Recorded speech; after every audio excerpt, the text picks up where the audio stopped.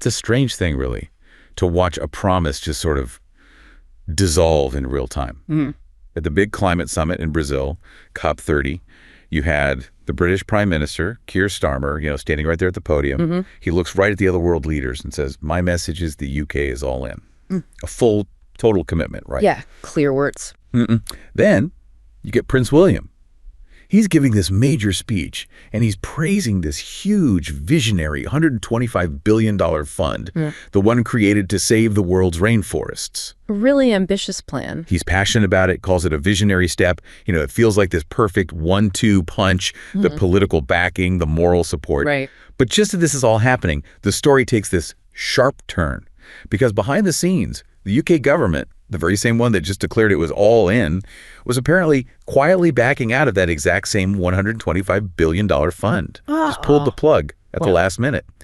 And the host country, Brazil, they were described as being furious. Understandably furious, I'd imagine. It's just this perfect contradictory snapshot, isn't it? Yeah. You have the public faces of a nation making these grand, sweeping promises, while a completely different decision is being made, in some back room somewhere. Exactly. And it feels like this gap between the words being said out loud and the money being quietly pulled, that seems to be the real story of the entire summit. And that gap, that profound divergence between let's call it the grand rhetoric and the quiet policy retreat, that is exactly what defines this moment. It's why we really need to unpack it thoroughly. Right. We are looking at a really critical juncture here crystallized at COP30, where the fundamental credibility of global climate governance is genuinely being tested. So what's our focus today? What are we diving into?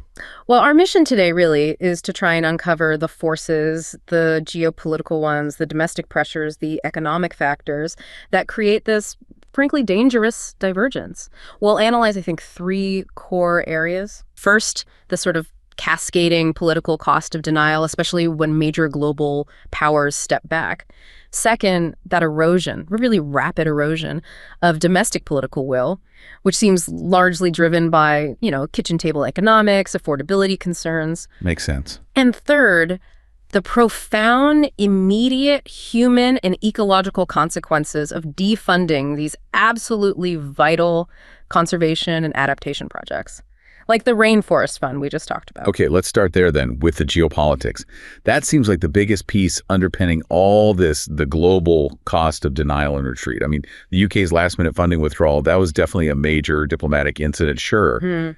But the sheer absence of a major superpower, the United States, and the explicit anti-climate position of its leadership at the time, that must have created a much wider hole in the whole international setup. Oh, it was more than just an absence. It felt like an ideological assault on the system itself. The former U.S. president, even though he wasn't physically in Belém, his stated views were, let's say, echoing loudly. His central premise, as stated, is that climate change is the world's largest scam.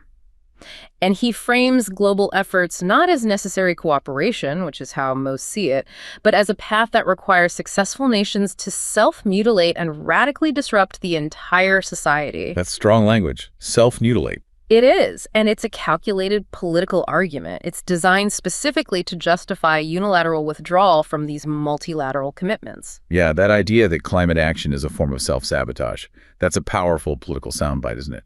Yeah. But it must have severe diplomatic consequences. How did the nations actually bearing the brunt of the climate crisis react to this sort of explicit rejection of the basic science? The reaction was, well, pretty extraordinary. It was a rare display of very public outrage, moving way beyond typical diplomatic language. We saw leaders from countries already dealing with severe climate impacts responding with intense personal fury. Like who? For instance, the heads of state of Chile and Colombia.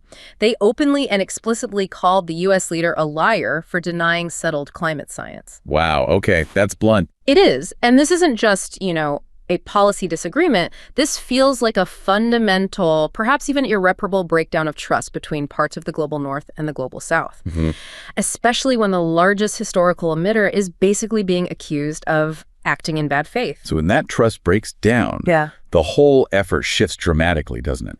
You mentioned the profound geopolitical impact of just one nation walking away like that. How does that translate down to the scientists and policymakers who are actually trying to do the work on the ground? It's an immediate, critical waste of resources and, crucially, time.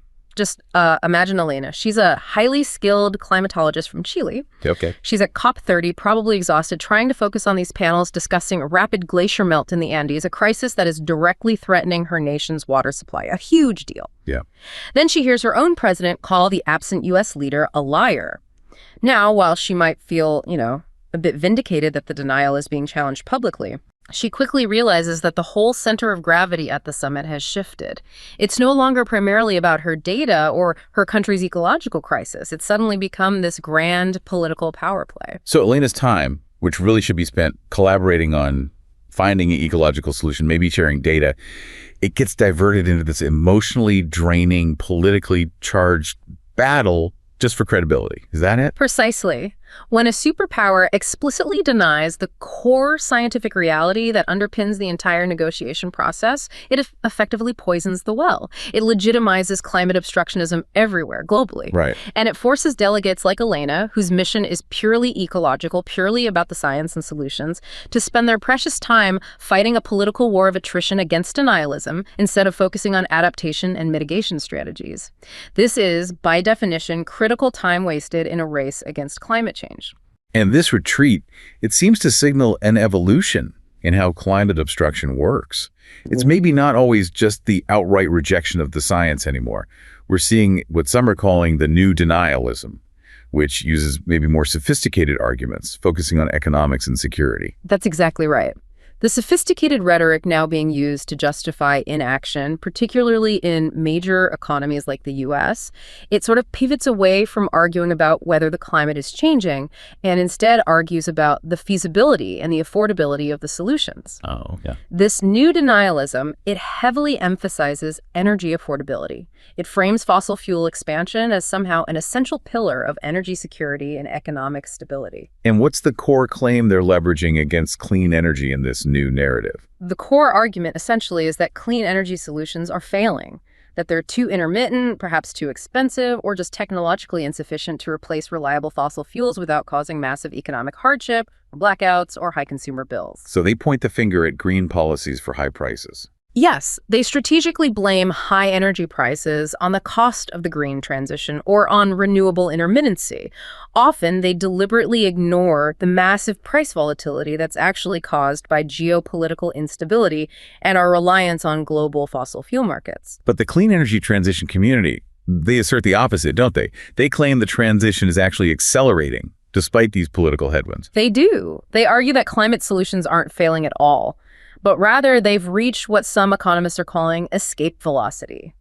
Basically, the costs of solar, wind, and batteries have plummeted so far, so fast, that the economic momentum is now largely self-sustaining, almost regardless of political shifts. Interesting. Escape velocity.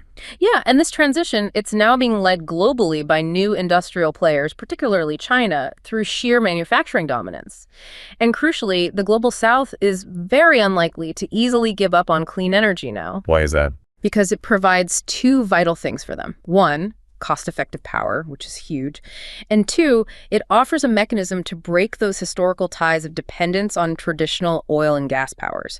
That inherently enhances their own national energy security. That reframing is essential, isn't it? Yeah. Clean energy isn't just some environmental luxury. It's actually an economic and security tool for developing nations, offering a new path towards autonomy. Exactly. But let's look at the tangible policy reversal fallout in the U.S. itself after the administration changed hands. What did this ideological denialism actually mean for the massive policy architecture that had been built up over the previous years?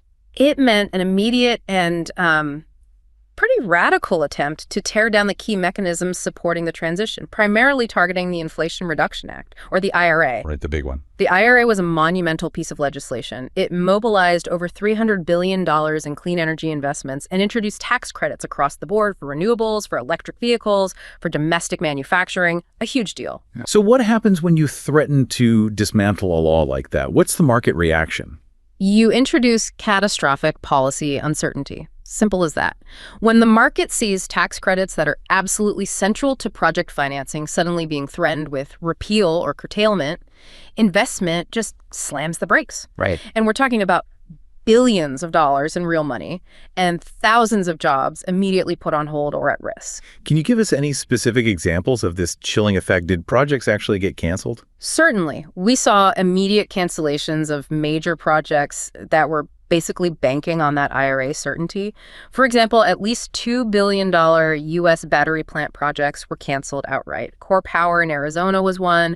Frey Battery in Georgia was another. $1 billion each. Wow. Yeah, huge investments. Right. Furthermore, major automakers like Ford and General Motors publicly cited federal policy uncertainty, along with things like the reimposition of tariffs on critical components, as major constraints on their plans to expand domestic electric vehicle production capacity. The signals matter immensely. And beyond the domestic disruption, the U.S. also retreated from key international financial commitments, didn't it? Absolutely. The administration officially rescinded the $4 billion pledge to the Green Climate Fund, the GCF. That's the UN's main fund. Exactly. It's the UN's major financing mechanism designed to help developing countries transition. Pulling that pledge wasn't just symbolic. It ripped a huge hole in the GCF's budget at a really critical moment. And there was more, wasn't there? Yes, maybe even more damaging, the U.S. dropped out of the Just Energy Transition Partnerships, the JGTPs. Okay, can you elaborate on the JETP? What made that partnership so important? Why was dropping out significant? These Just Energy Transition Partnerships are quite sophisticated, bespoke finance models. They pool substantial funds from G7 nations and multilateral banks specifically to help major emerging economies, countries like South Africa, Vietnam, Indonesia, to decommission their coal plants years, sometimes even decades ahead of schedule. So it's targeted help for the hardest transitions. Exactly. So rescinding the commitment to JTP doesn't just cut a check.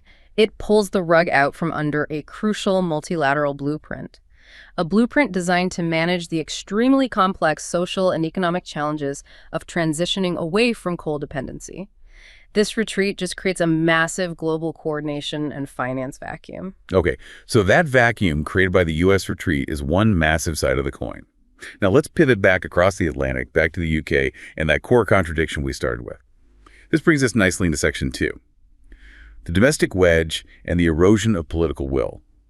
The U.S. retreat felt ideological, perhaps, but the U.K. retreat, while maybe smaller in dollar terms, seemed deeply political, focused squarely on immediate domestic pressures. Yeah, the UK's last-minute withdrawal from that huge $125 billion rainforest fund was, a diplomatic disaster, frankly. Yeah. You had Prime Minister Starmer proclaiming the UK was all in, while apparently the decision to pull the plug was already being made in a back room. Right. It created a monumental crisis of credibility, especially given that the host country, Brazil, was clearly counting on that specific commitment. The diplomatic fury was palpable, wasn't it? I remember reading that the former Environment Minister, Lord Zach Goldsmith, spoke quite openly about the reaction. He confirmed extreme frustration in Brazil and stated the Brazilian government was very angry behind the scenes. And they had every right to be angry. We really need to stress the scale of the financial need here. Brazilian President Lula was aiming to raise about $25 billion from public sources, primarily from developed countries like the UK and others. And this was specifically for? Specifically to fund critical protection mechanisms in the Amazon and Congo basins. So pulling out right before or even during the conference just shattered expectations. It signaled to the entire world that, for the UK at that moment, domestic political pressures trumped international environmental commitments. So why would a leader like PM Starmer, who, at least publicly, champions climate action, then admit that the political consensus for that very action is now essentially gone? This signals a profound domestic shift, one that's actively undermining global efforts. It seems to stem directly from the rising, almost visceral pressure of domestic concerns, primarily the surging cost of living. Starmer himself acknowledged that what was once a broad cross-party consensus for bold climate action in the UK, regrettably, does not exist today. So the political ground has shifted. Fundamentally, because the climate issue stopped being perceived, perhaps, as an abstract global good and became linked, rightly or wrongly, directly to household bills. This is where the debate moves from the conference halls of COP to the actual kitchen table, completely changing the political calculus. Exactly. I often think about someone like, let's call him David. He's a small pub owner somewhere in the UK Midlands. Now, David's not a climate denier, right? He sees the news. He believes the issue is real. Okay. But his pub's commercial energy bill has doubled in the last year. It's forced him to lay off his weekend staff, raise his prices just to keep the lights on. He's struggling. A familiar story for many small businesses. Then he hears the news. The government is committing billions to a foreign rainforest fund. And then maybe in the same broadcast, a government minister suggests that the existing domestic green levies on energy bills might have to increase further. Oof. That juxtaposition, billions potentially going abroad versus rising costs right at home, that creates immediate focused anger, doesn't it? It generates a really destructive sense of betrayal and that classic us versus them dynamic. For David, saving a rainforest hundreds or thousands of miles away, however important it might be objectively, it sounds like a moral luxury he personally cannot afford, when the survival of his business, his family's livelihood, is literally at stake right now. Yeah. And this is how political will dies. It's often not in some grand, dramatic policy defeat in Parliament. It's through a slow, corrosive process with 1,000 calculations at the kitchen table about whether the lights can stay on this winter. And that vulnerability, that genuine economic pain, is precisely what populist movements globally are so adept at exploiting. They capitalize on these legitimate socioeconomic grievances. Absolutely. Populism excels at simplifying complex issues, doesn't it? It prioritizes local, national interests, often using anti-globalist and anti-regulatory rhetoric to undermine broad policies like, say, the European Green Deal. And climate policy is a perfect target for them. It's an ideal target in many ways because, first, it often relies on expert knowledge, which populism tends to distrust. Second, it necessitates complex global cooperation, which goes against the nation-first narrative. And third, its core benefit, preventing abstract disasters decades in the future, is almost impossible to translate into immediate, tangible economic relief today. So they successfully turn climate action into almost a culture war issue, something disconnected from people's immediate pressing needs. How do you counter that politically? What's the strategy? Well, the strategic necessity, I think, is to fundamentally redefine the climate narrative. The key to building a robust, resilient political coalition for climate action is systematically connecting it to tangible, immediate, specific benefits that people genuinely care about right now. Like what? Like affordability, health, and reliable services. Things that matter day to day. We saw this recognized in the U.S., didn't we? With the sheer naming of the Inflation Reduction Act. The government deliberately framed the largest climate bill in U.S. history primarily as an economic affordability bill. That was a highly sophisticated political move, and it directly reflected voter reality. Yeah. Polling consistently shows that voters report rising costs for utilities, groceries, housing, healthcare. Those are the issues that are most front of mind, absolutely dwarfing abstract concerns like global temperature targets years down the line. Right. This just underscores the absolute necessity of designing climate policy that delivers material, tangible benefits right now. Things like lower utility bills, maybe a cheaper, more reliable grid, better public health outcomes through cleaner air. Without that direct link, the political will for large-scale international commitments simply evaporates because the domestic political cost just becomes too high for leaders to bear. Okay, so if we accept that the political consensus is fragile, perhaps even broken in some places, and it's heavily driven by household budgets, the next logical question has to be, what is the immediate real-world consequence of these financial retreats? Let's turn now to Section 3, the human cost of broken promises, focusing on rainforests and global fragility. Yes, and this brings us right back to the specific impact of the UK's withdrawal from that $125 billion fund. This is probably the most sobering part of the analysis because it tracks the profound and immediate effects of finance withdrawal on essential conservation and community support efforts on the ground. Before we get into the impact, maybe we should just anchor this in the ecological reality of the rainforests we're actually discussing. Why are they so fundamentally critical to the global climate system? They are simply irreplaceable planetary infrastructure. Rainforests, they cover only about 6% of the globe's land area, which isn't much. Tiny percentage. Tiny. Yet they are vital carbon sinks. They literally store billions upon billions of tons of warming gases, helping to stabilize global temperatures. And crucially, they host roughly half of the world's known species. Protecting these major basins, the Amazon, the Congo, is absolutely non-negotiable if we want any kind of climate stability. So when a major, presumably trusted international donor like the UK unexpectedly pulls out of a fund designed specifically to protect these critical areas, who is empowered on the ground and who feels betrayed? The betrayal is Profound. Let's go back to Marcus, the community leader we imagined in Para, Brazil. Okay. Marcus's local co-op, maybe they had resisted attractive financial offers from illegal cattle ranchers for years. They resisted based on the promise that this international funding mechanism, the very one the UK pledged significant money to, would provide a viable, sustainable alternative. So the funding meant actual income. It meant income for sustainable agriculture, yes. It meant the promise of local infrastructure, maybe a school, a well. It represented a future where conservation actually paid better than deforestation. So Marcus essentially used that international promise as currency, as leverage, to convince his community to take the difficult, long-term path of conservation over the tempting short-term profit from ranchers. Precisely. Now, imagine the moment the UK pulls out. Marcus has to stand before his neighbors, the people he convinced, and tell them that the school, well, the sustainable income tied to that international promise, it's all dissolved overnight. Devastating. Meanwhile, the cattle ranchers, whose entire business model relies on deforestation, they haven't gone anywhere. Their financial offers are still right there on the table, offering hard cash right now. Yeah. So the withdrawal of international funding doesn't just cut a check. It shatters the credibility of conservation as a viable economic model on the ground, and it directly empowers the destructive forces they were meant to be fighting. That is such a direct, heartbreaking link between a political failure in London and potential ecosystem destruction in the Amazon. But this financial gap, it spirals outwards too, doesn't it? Linking these local conservation failures to broader global instability and security risks. That's the critical nexus we need to understand.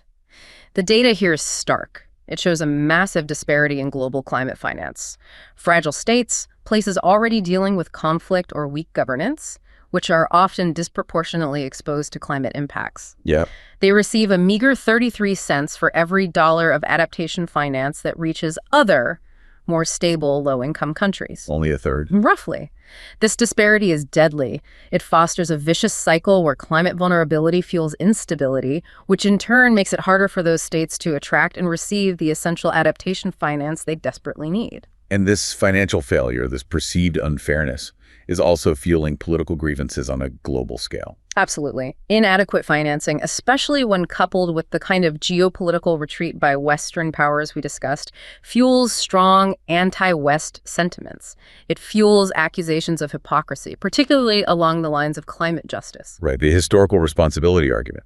Exactly. When the international system visibly fails to support those most in need, especially after arguably causing the majority of the historical problem, it severely weakens multilateralism. It undermines the legitimacy of global institutions in the eyes of many nations. To really understand the complexity of these secondary effects, these knock-on impacts, we need to look at frameworks like the one developed by the EU. They specifically identify, I think, 5 critical pathways through which climate change acts as a threat multiplier. How does the EU define this threat? What does that mean? The EU framework sees climate change not just as an environmental problem, but as a condition that actively exacerbates existing conflicts and vulnerabilities. It multiplies threats. The 5 pathways they identify are, first, water and food insecurity. Second, migration and displacement. Third, risks around the energy transition and critical minerals. Fourth, environmental crime and degradation. And fifth, issues of governance and climate justice. Okay, let's maybe elaborate on a couple of those pathways. How does something like environmental crime become a major security threat? That seems less obvious. Well, the pathway of environmental crime and degradation is crucial because it links environmental issues directly to the funding of conflict. We're talking about things like illegal logging, illicit oil extraction, wildlife trafficking on a massive scale. Okay. In areas with weak governance, these environmental crimes account for a stunning 38% of the total funding for non-state armed groups. 38%, that's huge. It's enormous. So environmental degradation stops being just a conservation issue and starts being a core national and international security threat. It directly empowers groups that seek to destabilize the state, fund violence, and prolong conflict. So every illegal logger or miner is potentially funding conflict, consciously or not. And you also mentioned earlier that climate stress erodes the foundational bonds of society itself. How does that work? Yes. Climate impacts, they tend to fall heaviest along existing lines of social and economic inequality. They don't hit everyone equally. This erodes 2 key types of social cohesion. We sometimes refer to them as vertical bonds. That's the public's trust in their governance institutions, the state. Right. And horizontal bonds. That's the trust and cohesion between different societal groups within a community, neighbors, different ethnic or livelihood groups. Can you provide a tangible example of how resource scarcity might erode those horizontal bonds and actually trigger conflict between groups? Sure, look at Kenya. Persistent severe drought in recent years has forced traditional herders, whose grazing lands have withered away, to move their livestock into territories that have historically been used by farming communities. Right, classic flashpoint. This convergence inevitably creates predictable and often violent resource conflicts over increasingly scarce water and pasture. The erratic weather acts as the trigger, sure, but the resulting violence represents a fundamental breakdown of horizontal trust between the herding and farming groups who might have coexisted, perhaps uneasily, before. And this fragility isn't just in large continental areas. It's evident even in the most remote places, like small island states. Exactly. Consider the Marshall Islands, for example. Changes in ocean temperature and acidity are rapidly depleting fish stocks, which are a critical, shared communal resource for them. The foundation of their society, really. Absolutely. This scarcity directly undermines traditional resource-sharing practices that have existed for generations. It escalates tensions within communities, and it erodes local social cohesion. When vital resources deteriorate, trust collapses and conflict becomes far more likely.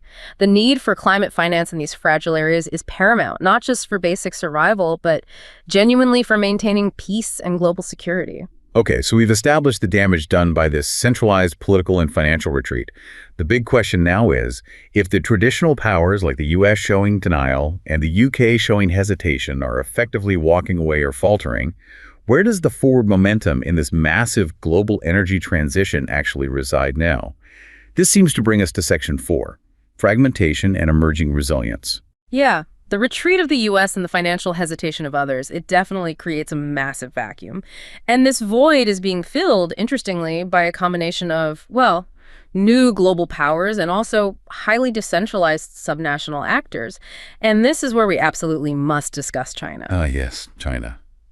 It presents this enormous paradox in the whole climate debate, doesn't it? On one hand, it's the core of the problem, the world's largest emitter, responsible for over 30% of global emissions. Just huge. Undeniable. Yet on the other hand, it's also arguably the most vital protagonist in the solution to the transition. How do we square that circle? That balancing act, that paradox, is really the defining geopolitical feature of the next decade, I think. China has leveraged massive state industrial policy to achieve strategic dominance in key clean technologies. For instance, it currently controls over 70% of global lithium-ion battery production capacity. 70%, that's dominance. It's dominance, and its sheer investment is just staggering. In 2024 alone, China invested an estimated $818 billion in the energy transition. That's more than double any other single economy, and it accounted for something like 2/3 of the total global uptake in renewable installations last year. So if the U.S. is actively retreating from its own climate targets and investments, as we discussed, doesn't that policy reversal risk playing right into the geopolitical hands of Beijing, giving them even more leverage? Absolutely. It's a direct consequence. The ideological argument used by some in Washington is that they should slow the transition because it benefits China. But the reality is, if the U.S. cedes leadership, China naturally expands its Belt and Road energy partnerships, it consolidates its dominance in critical supply chains, and it effectively gets to dictate the terms and the technology standards of the global transition. And that creates dependency. For the U.S. and Europe, relying on a major geopolitical competitor for 70% of essential battery components, for example, creates a massive strategic vulnerability down the line. It's a huge security concern, separate from the climate issue itself. Meanwhile, U.S. allies, particularly the European Union, seem to be doing the opposite of retreating. They look like they're cementing climate risk directly into their hard security and defense policy as a strategic response to this fragmented global landscape. That's probably the most integrated strategic move we've seen anywhere. The EU, through its joint communication on the climate and security nexus, views climate change not merely as an environmental risk anymore. They see it as a direct, non-traditional threat multiplier and even an existential threat to the European project itself and stability in its neighborhood.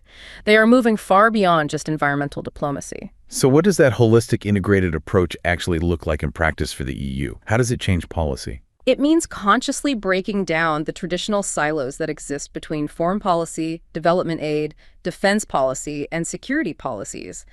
They're actively integrating climate science and security analysis in tandem to forecast risks more effectively. For example, they're trying very hard now to navigate the complex risks around critical minerals, ensuring that their own push for the green transition doesn't inadvertently destabilize fragile regions where those minerals are found. That brings up the critical minerals paradox again, doesn't it? The rush to secure the components needed for the green future risks hindering ethical, conflict-sensitive mining practices. It's a genuine ethical and security tightrope walk. We know that about half of all known deposits of essential transition minerals, things like lithium, cobalt, nickel-ion, or adjacent to indigenous lands globally. Half. Yeah.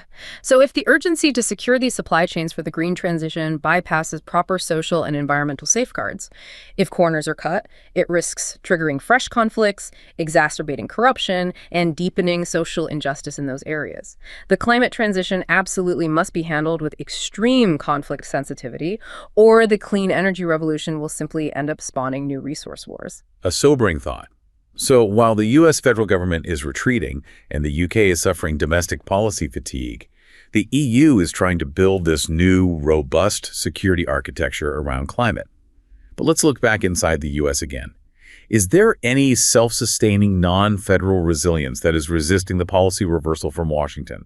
Is anything pushing back from within? Crucially, yes, and this is really important. Despite the attempted federal reversal, the structural foundations of the energy transition, specifically the ongoing technological progress and the sheer cost competitiveness of renewables, now remain highly resilient. The momentum is being maintained almost entirely by decentralized subnational actors. Who are we talking about? States, cities, and the private sector. They're stepping into the vacuum. So they are essentially creating their own policy momentum, kind of bypassing Washington entirely. They are acting almost like a vacuum seal, trying to preserve progress. You have states like California and New York maintaining their own ambitious climate mandates, setting strict procurement rules for government purchases, and particularly in the Northeast, running multi-state emissions trading schemes like RGGI. RGGI, what's that? RGGI is the Regional Greenhouse Gas Initiative. It's a multi-state pact, mainly in the Northeast, that independently caps and reduces carbon dioxide emissions from the power sector within those states. And importantly, it generates revenue specifically for state-level clean energy projects, completely regardless of federal policy shifts. Okay, so that demonstrates governmental resilience at the state level. What about the influence of the private sector? Are companies still moving forward? Corporate procurement of renewable energy continues largely unabated. The market itself is signaling its long-term preference for the stability and the increasingly lower cost of clean power rather than the volatility of fossil fuels. Any numbers on that? Yeah, we saw over 46 gigawatts of corporate power purchase agreements, PPAs, signed in the U.S. just in 2023. These are long-term contracts where companies agree to buy power from a specific renewable project.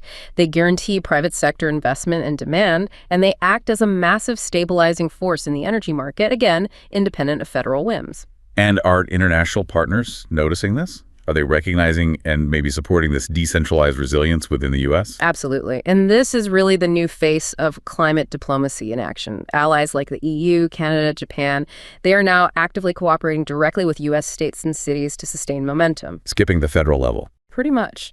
They are engaging in what's called subnational climate diplomacy, effectively bypassing the federal government at times to preserve the architecture of climate ambition. The goal is to ensure that when the federal political environment inevitably changes again, as it always does, the U.S. is not left completely behind the curve. So what we've really seen in this deep dive today is a clear snapshot of a global crisis of credibility, it feels like. That incident at COP30, the UK's last-minute withdrawal right after those grand promises, it was really a microcosm, wasn't it, of a larger failure where the rhetoric of the elites clashed violently with the economic realities being faced by the average citizen, like David the pub owner. And this divergence is dangerous. The analysis clearly shows that regardless of the current political appetite for action, or lack thereof, climate-driven security risks, whether it's resource conflict in Kenya or financial gaps fueling deforestation and instability in Brazil, these risks will continue to threaten lives, livelihoods, and stability globally.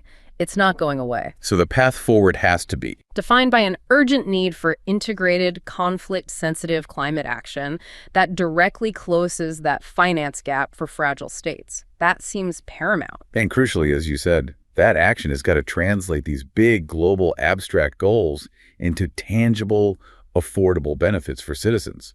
Lower utility bills, a more reliable grid, better local health outcomes, specifically to rebuild that domestic political consensus that has so clearly collapsed in many places. The current reality, I think, is a deeply fragmented world. Essential progress right now is not being preserved by unified global leadership, which, as we've seen, is often retreating or even denying the science. Instead, the momentum is being maintained by these decentralized efforts, by that technological escape velocity driven largely by Chinese manufacturing dominance, and by localized resilience shown by corporate actors and subnational governments, particularly in the U.S. Which leaves us with a final, maybe provocative thought. Yeah, if the climate transition is now being successfully driven, or at least kept alive, by these decentralized forces, states, cities, corporations, technological momentum, have we actually reached a point where the traditional top-down international summit process like COP30 has become, well, maybe not entirely obsolete, but perhaps fundamentally less relevant than it used to be?